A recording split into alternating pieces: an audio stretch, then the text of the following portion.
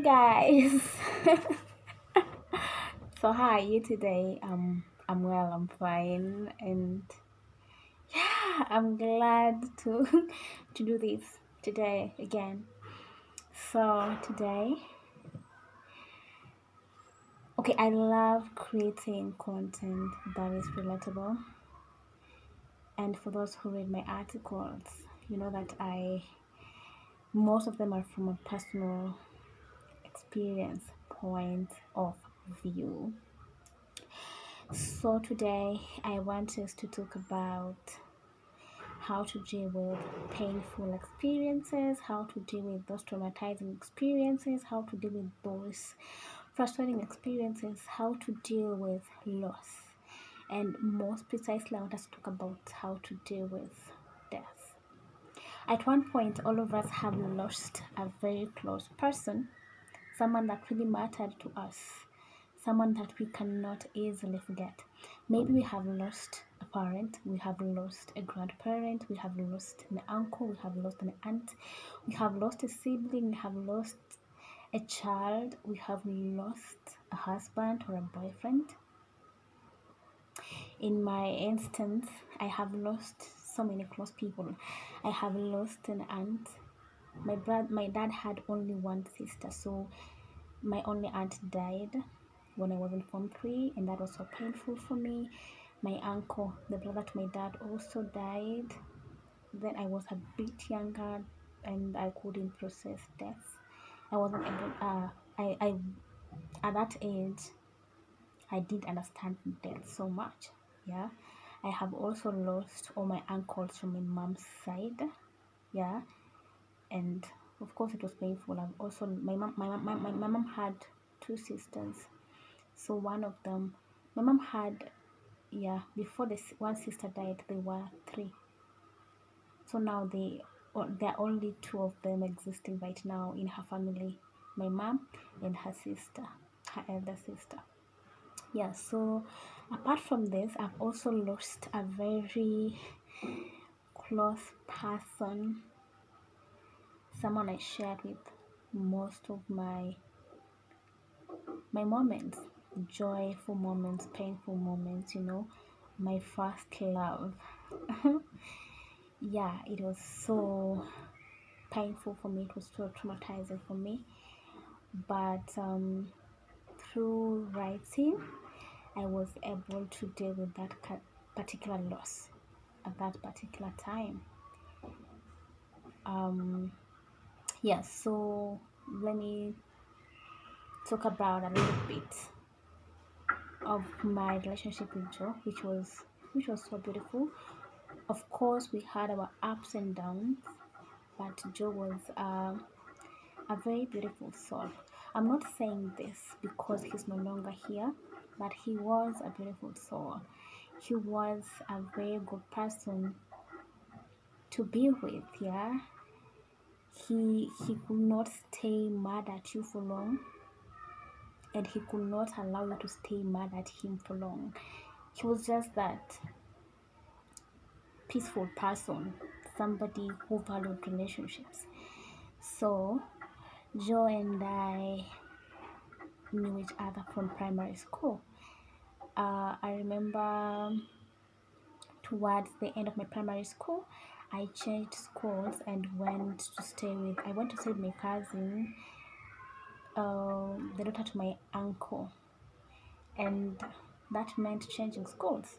So yeah, that is how I met Joe and the sister who was very close to me.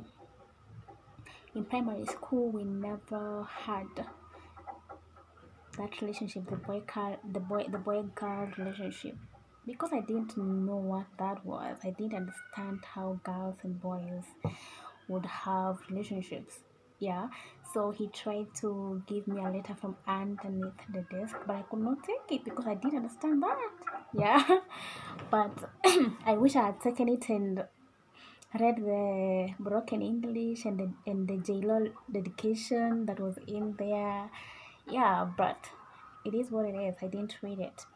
So after primary school, we went our separate ways, and throughout high school I never dated. I didn't understand how people would do that. Like how would, you know, boy girl, how? So yeah, a year after high school, that is when I knew what boy girl relationships meant. That is when I understood what that meant. And it happened that at one time I was in Rwanda and I met his sister and the mother. So the sister took my number, yeah, akampelekea, and we started talking, and through that, yeah, through that we started dating. Yes, so I happened to join college shortly after we had, not shortly, like several months after we had started dating. And when I was at home, he would send me money every month, money for my hair. So nilikuwa natesa kule nyumbani. My boyfriend was taking care of me. He had bought me a phone. He had, like those things that boyfriends do for their girlfriends. Not just any girlfriend, the girlfriends they love. Yeah. Yeah, so most people knew that I had a boyfriend. I used to make it, to rub it in people's faces. I have a boyfriend, and I had his passport in my purse. So whenever somebody would approach me, I would tell them I have a boyfriend, and then I would show them the passport, and it would rub people the wrong way. So many. They came to tell me later that rubbed them the wrong way. But I was just trying to tell them that I'm dating. I was trying to be faithful to my boyfriend. Yeah. So I don't want to go into detail about our relationship. It was a beautiful relationship, even though we didn't get to see each other frequently because he would leave the country sometime and go to missions. He was part of the AMISOM mission that happened. Which year was that? I can't even remember. He was part of that mission. Yeah, so we used to make sure that anytime he's around, we make good use of that time. We could meet frequently, like people do. So that is that. There's this time he invited me for lunch somewhere in Nairobi. I went, and when on our way out of this place, he left the car to go check the tire alignment. When he was outside, of course his phone was in the car. So those voices that speak to people started speaking to me. Siuangalie simu, nini bana, siuangalie simu. So I obeyed the voices. Met what I met. So what I was looking for. Yeah, and returned the phone there. So when he came back to the car, I was smiley, pretending that everything was okay. I didn't confront him about what I had seen in his phone. I didn't confront him about the content of the message that I had come across. But I knew this was it, that I was not gonna talk about this thing anymore because we have spoken about this particular subject before it got to this particular point that it was at that particular moment. So we drove off. Yeah, and I kept laughing at his hilarious stories. I was nilijiogopa hiyo siku. Like I was just, I didn't confront him. I just let the sleeping dogs lie. I wanted him to tell me himself. I wanted him to open up himself and tell me that this and this happened and this is the state of affairs. But he didn't. So he dropped me. I went home, and at that particular time I was staying at my uncle's place. And I remember I confided in my cousins. I don't know whether I confided in them that night or the following day, but I confided in them. Yeah, and I left it at that. He kept trying to reach to me, trying to invite me out, but I just couldn't go. I was just called to him, but he was not understanding why, because he had not wronged me. He had not. The last time we were together, I was okay. I was laughing. I was talking, and I was jovial. So he didn't understand what had really happened. He was not able to put one to two and understand what was happening.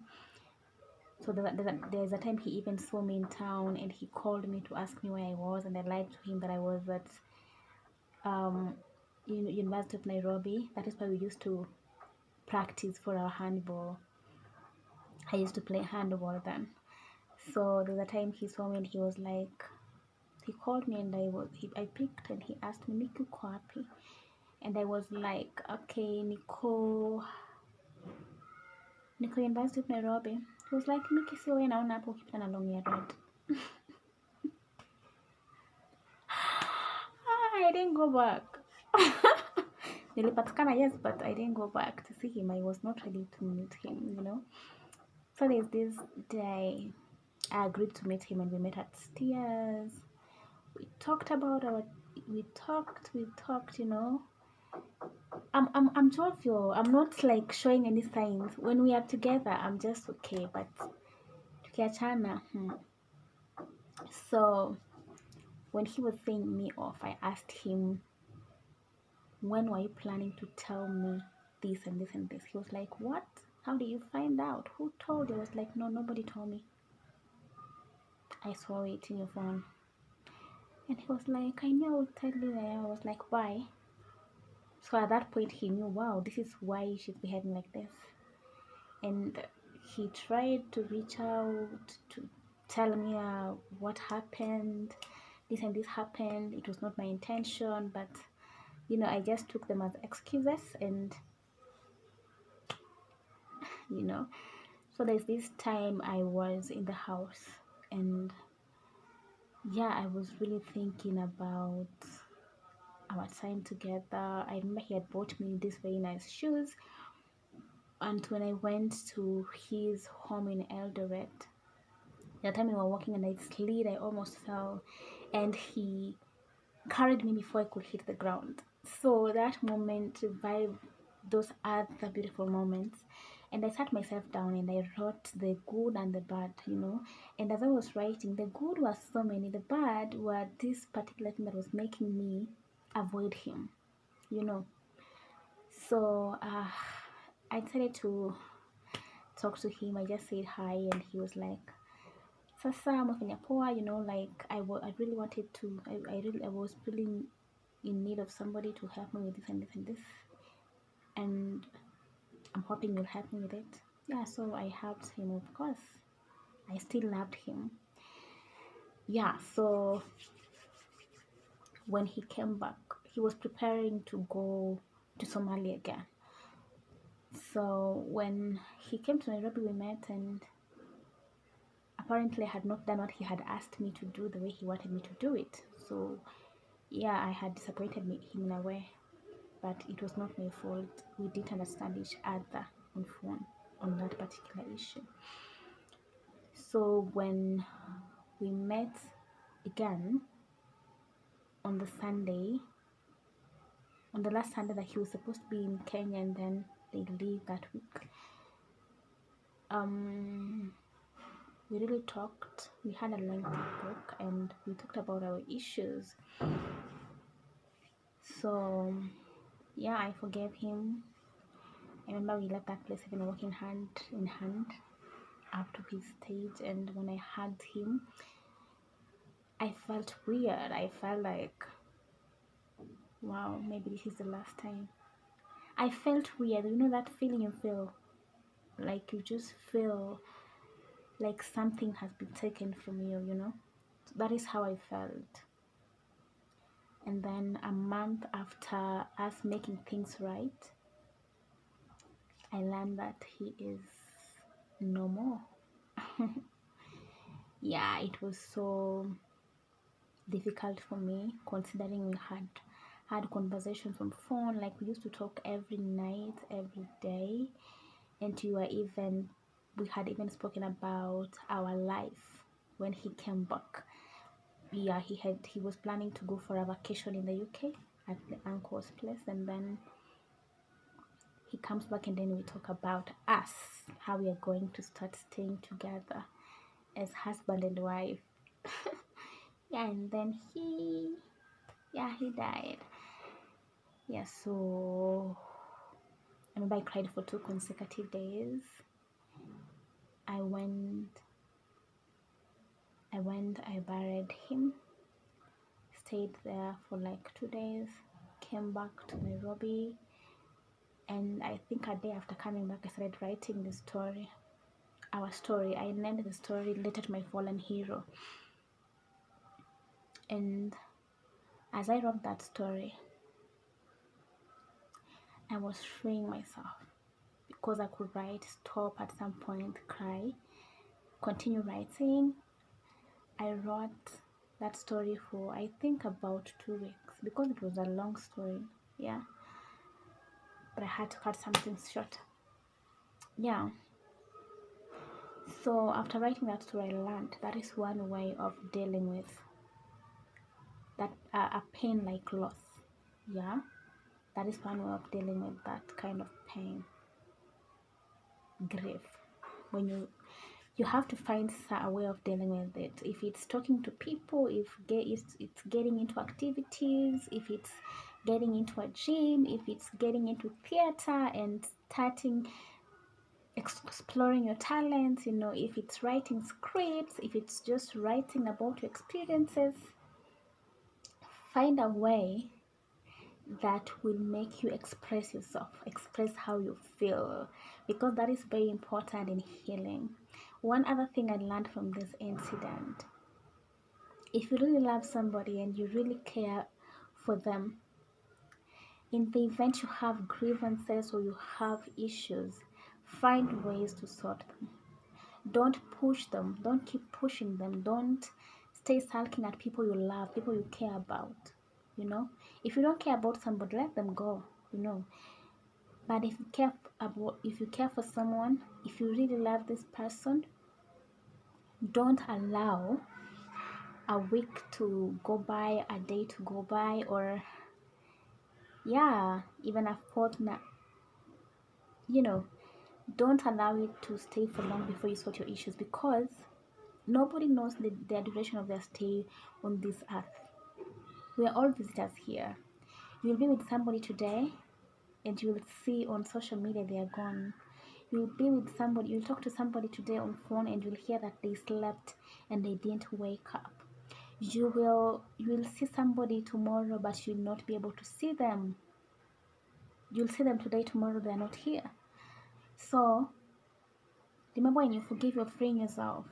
Imagine somebody dying when you're having conflicts, when you're having issues. Imagine how guilty you'll feel. You'll beat yourself. You'll have those regrets. I wish, I wish, I wish. Don't wish. If you have to make up, do it today. Do it today. Enjoy those moments. Like for me, when Joe died, I regretted all the time I had wasted sulking at him, not allowing myself to hear him out. You know, I refused to hear him I refused to hear him out completely. And by sulking, I blocked those intimate moments. I blocked the space we had to address these issues. I blocked all the opportunities that we would enjoy. Maybe we would have gone on vacations, maybe we would have gone on picnics, maybe we would have done all those things together. before he died. But since I was so focused on this thing he did to me, I forgot about the love, you know. Also, I thought I forgot about the love. But I loved him deeply and he loved me too. That man loved me. Yeah. You see, so many years down the line, I still have this. That is his name. I still have it in my closet. You know, I had so many dreams about him. He appeared in my dreams on several occasions, like 4 times. And I remember the last dream I had of him, he brought me a car, a green car. But when I spoke to those who interpret dreams, I was told that's not a very good dream, because when somebody dies, they're no longer our friends, you know. Yeah, so I got those lessons. If you love somebody, don't waste time sulking. If you care for somebody, don't waste time sulking or holding grudges. Talk about whatever it is that is making you feel aggrieved, that is making you feel sad, that is making you resent this particular person, because it always comes back to us in regrets, and it's not good. So today, reach out to that person that you have been sulking, that issue you've been sulking over. Reach out to that person you've been so mad at. Talk it out. Talk it out. And you'll feel better. In fact, you'll be freeing yourself. You know, have you not heard that when you're mad at somebody who does not know you're mad at them, or rather you're mad at somebody who is not mad at you, no. So it's like taking poison and expecting somebody else to die. Don't allow yourself to get that point. Just make things right. And if you're going into a difficult period, if you have lost, if you're grieving, if you're traumatized, find a way to express how you feel. If you can write, if you can enroll in a gym, if you can go into theater, please do. Please do. You have a right to set your mind free. You have a right to live a happy life. Yeah, so free yourself, bro. Free yourself, sis. Yeah, don't waste your time sulking or holding on to loss. Free yourself, okay? I love you, and as always, I appreciate you being here. And if you haven't subscribed, kindly do, and let me know the kind of content you would like to get from me. Thank you. Bye. I love you. Mwah.